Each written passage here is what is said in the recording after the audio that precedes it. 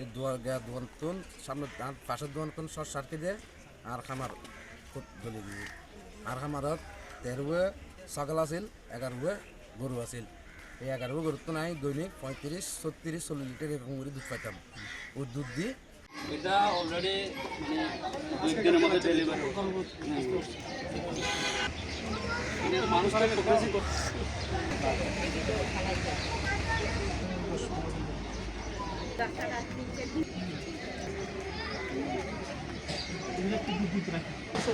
বাকিগুলো তো ইয়ে করে দিতে হয়েছে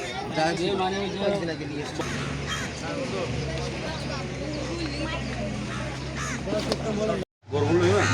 হ্যাঁ